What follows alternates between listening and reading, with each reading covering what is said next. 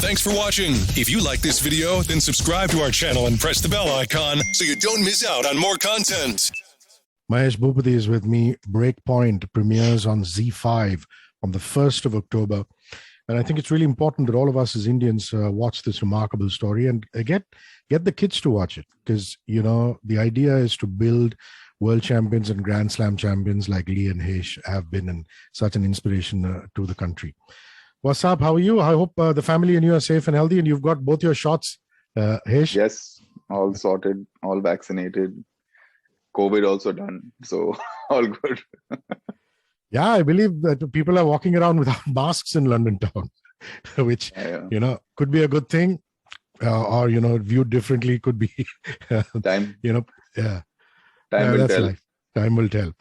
So let's start with the tennis of it before we get into all the other stuff. Yeah. You know, I'm gonna actually get into the tennis of it in '99, landmark year for you guys. 2 slam wins and 2 slam finals, and you know, I think it all started with the Aussie Open, where you guys lost to your longtime friend Jonas Bjorkman and Pat Rafter. Fantastic duo, 5-setter if I'm not mistaken. Your memories of that particular 1999 final, Hrishi? Yeah, probably one of the, or if not the most exciting match we've ever been part of, only because of the atmosphere. Obviously, Pat Rafter playing at home, trying to win a Grand Slam title, the crowd, you know, partisan. You know, for us personally, I think it was, you know, the monkey off the back once we got past the semi-final, because I think it was our 4th semi-final there. And you know, the quality of tennis was extremely high in that match. You know, it could have gone either way. We were always fighting from behind. We won the 4th set tiebreaker after being match points down. But I think that match gave us the true belief that, you know, it was just a matter of time before we actually won our first slam. And you did so in Paris at the start, Roland Garros. Going into that final, do you have any memories? I know it was a long time ago. I'm making you jog back your memories. But here's Goran Ivanisevic, one of the greatest players of all time. Yeah. And along with him, Jeff Tarango, a largely underrated American player. And you guys go on to beat them in straight sets. So just going into that final on clay at Stade Roland Garros. So I think going into that final, we were the clear favorites, right? I mean, we would rather play them than the Bryans, the Woodies, or Elding Harkus or someone True. like that. So we all know how dangerous Goran can be. So the strategy was to kind of, you know, take Goran out of the match and just break Jeff down, which, you know, we did well on our strategy there. And then you go on to New York City, where unfortunately you lose in the finals at the US Open. Sebastian Leroux, the Canadian, along with Alex O'Brien, the American. It was a straight set loss, but it was closer than what the scoreline makes it to be, because the first set was a tie break. The second one went to 6-4. Your memories of that particular encounter? Actually, no memories at all. The only memory I have of that one was, you know, we were supposed to play on Arthur Ashe, and, you know, it rained, bad rain day, and we ended up playing on Armstrong, which, you know, I don't know. I mean, we were always better on the bigger courts. It was not like Armstrong was a small court, but, you know, it was a smaller atmosphere, and they being Alex being American, there was more support for him, and I think that kind of helped them win that match. And of course, wedged in between was that massive Wimbledon win. How historic was that? Paul Harhaus, Jared Palmer, a 4-setter. I mean, do you still get goosebumps thinking of it?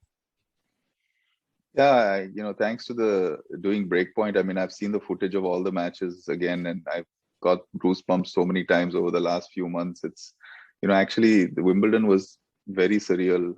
Before getting to the final itself, we beat Alex O'Brien and Leroux in the quarterfinal, you know, after being 2-0 down, which, you know, they were one of our nemesis when it came to winning tournaments. Then another 5-set against Diletre Santoro in the semi-final, and then the final was just, again, you know, people call it luck, people call it providence, people call it, you know, destiny. You know, we lost that first set after being up 5-love in the tiebreaker. You know, Leander and me were already incommunicado, so we were not even talking to each other on the court. And then from out of nowhere, the rain came, and, you know, gave us that 1 hour rain delay where our coaches kind of slapped some sense into us, and we were able to turn the match around. Nice. 2 years later at the French Open, you guys end up winning your third Grand Slam title, and you beat Pala and Wisner 7-6, 6-3. Recount that for me, please.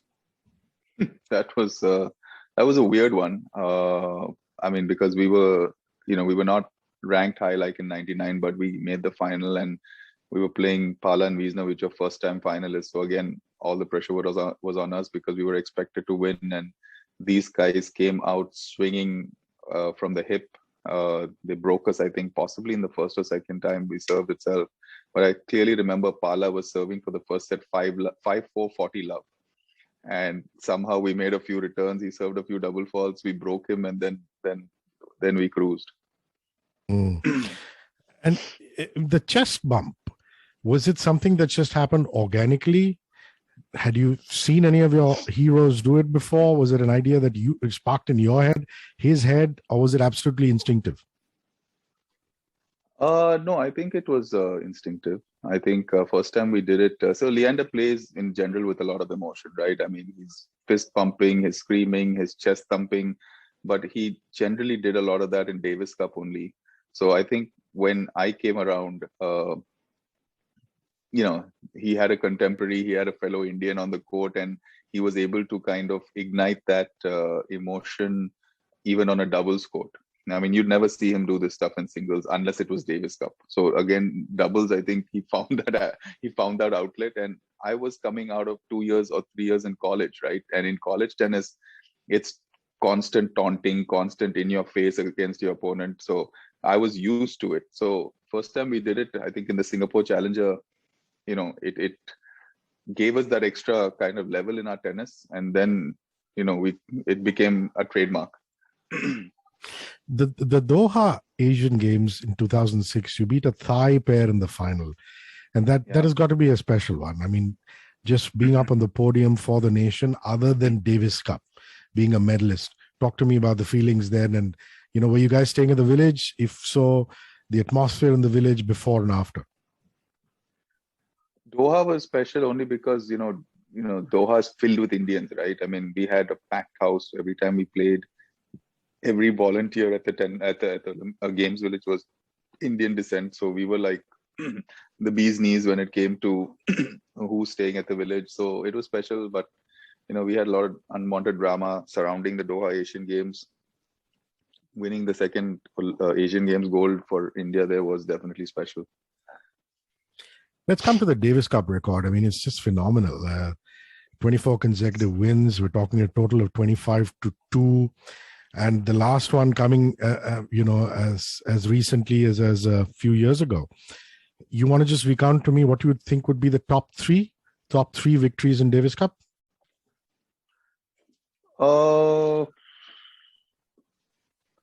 Top three. I mean, we've had a handful of top ones. I think, beating the US in US. The team at that time was Palmer Johnson, who had won Wimbledon that year. So they were correct. 2001. Team. Yeah. Yeah. I think beating the UK in UK when we beat Henman and Broad, those guys were the Olympic silver medalists. Playing that them was about 3 years before, 98. Yeah. Yeah. I mean, beating Chile in India, we beat Rios and Masu in 5 sets in Delhi. That was tough. And I think our first big win also is definitely special when we beat Dam and Korda and Prebrum in Czech Republic, right? I mean, that was the win that set the ball rolling in 97 Feb, I think, because that was before we won any matches on tour or any titles on tour. So beating Dam and Korda, I think in straight sets, if I'm not wrong. And then in April that year, we started winning on tour. Nice. A lot is being made of Rico being the villain of the piece, Enrico Piperno. Your thoughts on that? Oh, I mean, he's definitely not the villain. I mean, I think he was, there were certain things that Leander felt that Rico should not have done, which kind of irritated him, which kind of led to a lot of unwanted bad blood. Honestly, Rico and Leander had decades, if not a decade at least, of history before I came along. and their relationship was much closer. So I wish, they had addressed it, or he had addressed it then and there, because I think that could have been nipped in the bud. But as most things with us, it festered till it reached a level point of no return. Mm. Must be wonderful seeing the girls play in the same academy on a court next to each other, and talking about your lovely daughter and his lovely daughter. Yeah, it's crazy, right? I mean, odds of both of them trying to play tennis, and then being at the same academy, and literally their sessions overlap each other every day. So it's good to see. Nice, so sweet. Is there? I don't know if there's a future Grand Slam winning ladies doubles duo there, but I'm sure you guys will encourage it if you see signs of it. Which is just wonderful. The next generation has to take the flag forward. So it's wonderful that they're pursuing the sport. How serious is yours about it? How serious is Saira about it? I mean, she's 9, right? I mean, I think Ayana is 15, and I think Leander's already talking about sending her off to the States, which I think that's probably the right age. So Saira's just 9, and I mean, what can I teach her? I can teach her how to play tennis. And then after a few years, it's up to her what she wants to do with that. And of course, if she wants to pursue it, I'll open all the doors I can. A lot is being made of how different you are as human beings, how you're the man of few words and how he's the gregarious sort. But I've actually seen sides when, you guys have been so similar in terms of the fact that you're both Geminis, birthday a few days apart, a year apart. I remember hanging with you guys and you both enjoying the same kind of music. I remember the Backstreet Boys used to be eternal favorite, and you buggers knew every word of those songs. So, when you were together, there were a lot of the things that were in common, which kind of drove you together. Would you say music was one of them? I don't know, food being another. Being Indian is the obvious one. So let's talk about the similarities that actually drew you together. Yeah, I think it was music, food, movies. I mean, there were a lot of, we were kind of traveling together day in and day out. So these kind of became an automatic outlet for us from all the work we were putting in on the court, right? I mean, you need some of these distractions, when you're working as hard as we were. So yeah, all this kind of created that bond. You want to tell me about somebody who was good for the two of you in terms of the fact a coach or a leader or a captain who understood you both equally, as opposed to the Leander side of it or just the Mahesh side of it? Somebody that you grew liking both together and who brought out the best in you. So I think Bob Carmichael, right? I don't know if I don't know if he understood us the best, but I think both of us respected him the most, and we were willing. I mean, Leander, as you know better than me, is even Wes Uncle has that, struggles to kind of lay his opinion on him. But Bob was one guy that Leander would always listen to, and Bob was one guy that Leander was always on time for, which was kind of a minor miracle. So Bob, I think, kind of molded the way we played doubles, and fine-tuned, I think, all the strengths we had into making us that top team that we became. I don't know if there are any regrets in terms of the fact that what happened with Davis Cup against Uzbekistan, or revealing the nature of the WhatsApp conversations. Do you look back and say, I shouldn't have done that? Maybe I would have been more mature a few years later? Or are you saying, it's done. What can I do about it? What are your feelings? I mean, a lot of them were reactions, right? I mean, there was this whole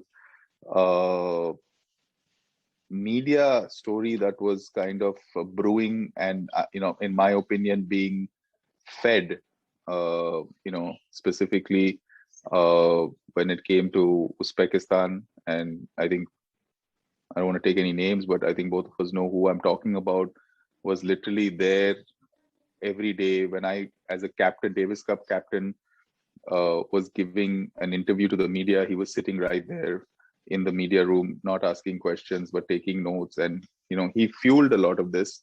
And I mean, as the captain, I had to kind of put my thoughts out there. I mean, I clearly had communicated and there was no response. And I was being accused of not having communicated, which was not fair. And putting out the WhatsApp conversations? Yeah, so that was my only evidence in the fact that I had communicated with him, while he was on his way back from the US. So that was the reason I had to do it. And will we know who this person is in the series? The guy I don't think sitting and so. making notes. For some weird reason, he's refused to talk also. I mean, we've had a host, all our family, all our friends, all our colleagues, rivals, and he has declined to speak, which I asked Leander why, and he also said, I don't know. So, well, that's the story, morning glory. What can one do? Mahesh, how is life now in terms of, we've seen you in so many avatars. We've seen you as a mentor, running coaching academies. You did something very successful with global sport. Subsequently, you moved on and did something with World Series tennis. Where are you at professionally right now?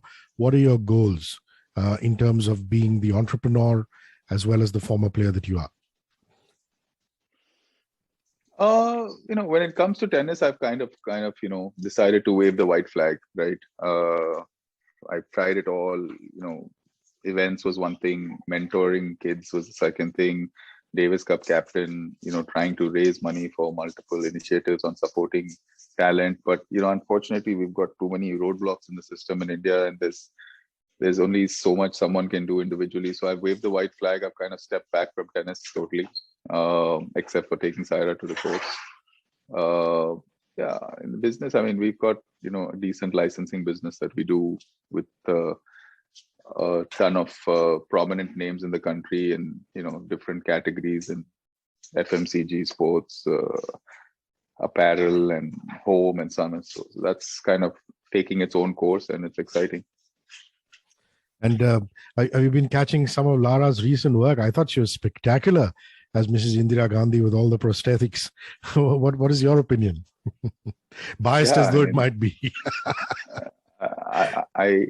I mean, I think it was an amazing performance, but I definitely like her more without the prosthetics on. Did you see the other one, the OTT one? And what did you think of that? What do you mean the OTT one? The one on Disney Plus Hotstar. I forget the name. The one that just before Bell Bottom. What is it called? 100, I think. Something. Yeah. Correct. Yeah. No, so I think, I mean, I'm allowed to forget the name. You're not allowed to forget the name. Thanks. I think for the first time in her career, she's really excited about the kind of work she's doing, because there's so much available for these artists and creators now. So she's got a lot coming out also, something releasing next month on Lionsgate. So she's in a great space and she's excited. What is it about Ashwini and Nitesh that you were able to trust? I mean, both of you see such differing points of view. That trailer says it all. He says he doesn't want to relive it. You say, given a chance, you would relive it, But the fact that you both were able to trust them, it is like a Bob Carmichael situation, somebody who brought out the best in you. What is it that made you instinctively trust this husband-wife duo?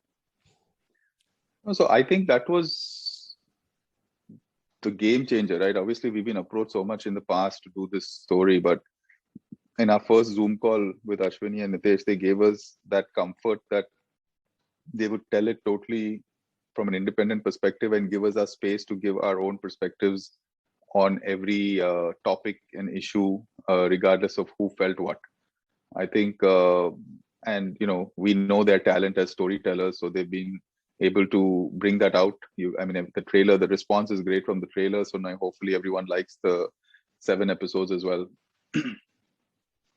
What is Leander's greatest trait as a human being, and what is a flaw is a wrong word? What is something that you wish he would improve upon? Greatest trait is he's extremely generous, right?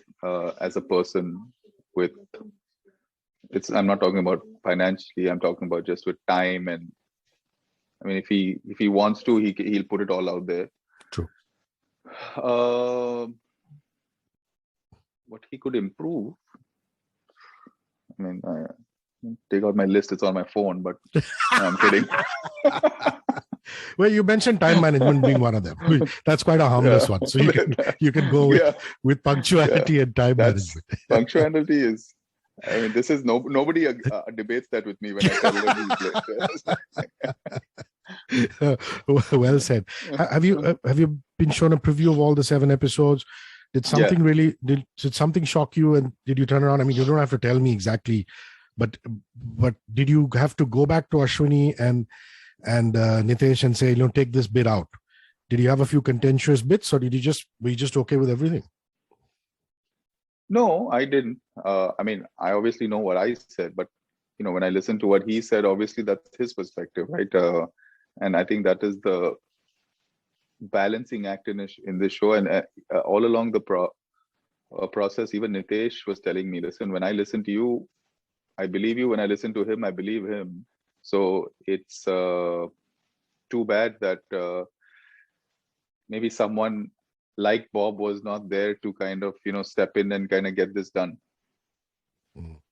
But you didn't really have to do that with your family and friends. Say, that fellow, what he's done, or this girl, what she said, chop that off. You're all okay with that. Yeah, man. It's cool. Not at all. Listen, it's always a pleasure catching up with you, man. Much love Thanks. to your family and you. Please stay safe and healthy. And thank you for being wonderful as always, answering all my questions. Take care, Mahesh. Bye. Take Bye. care. Thanks for watching. If you like this video, then subscribe to our channel and press the bell icon so you don't miss out on more content.